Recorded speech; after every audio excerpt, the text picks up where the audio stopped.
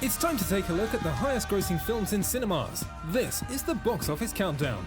On the last place with $11 million, we find The Greatest Showman, inspired by the imagination of P.T. Barnum. Showtime.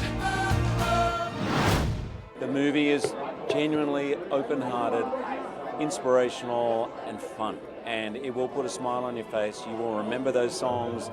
You won't be able to get them out of your head. The music is fantastic. And it's also got a great message about inclusion, about tolerance. And I think all those things make it a perfect family film for this time of year. I think P.T. Barnum really was unique in that he really wanted to bring forward different people of all different race, shapes, sizes. He gave these people the courage to feel free and to enjoy the spotlight and to really embrace who they are as individuals. And I think that that's an important message for today and for today's generation.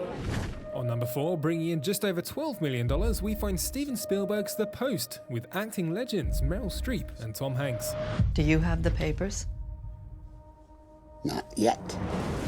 The Pentagon Papers was a critical study in process of the history of the United States involvement in the Vietnam War. Just the word itself, the Pentagon Papers, became this identifying pair of words that we weren't sure what they actually meant.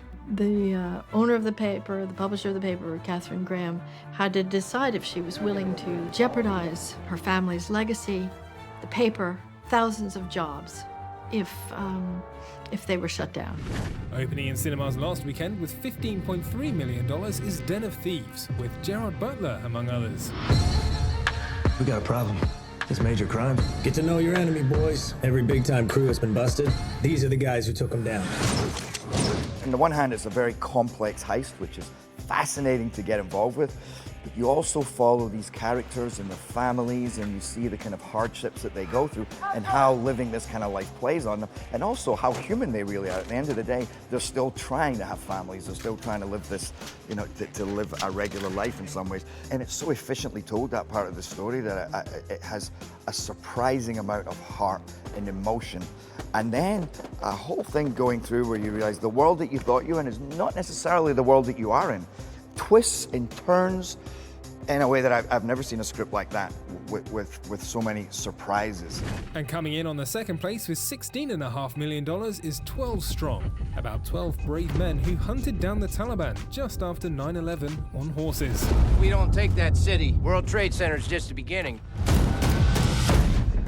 Right after 9/11, everyone's hearts were broken. All the Americans were hurting for sure.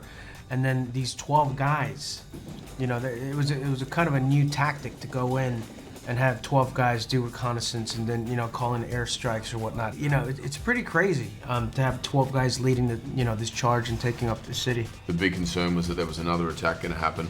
And if they didn't get into Afghanistan and stop the country becoming a terrorist training camp, that this was, going to reoccur again and again. And so these guys volunteered and put their hands up and went straight in and embedded themselves within the country and the community, adapted, evolved, worked with the locals there, fought alongside them and took back the city of Mazar-e-Sharif, which is a stronghold linchpin for the entire northern Taliban force, in 3 weeks, which is one of the biggest military feats, I think, in history.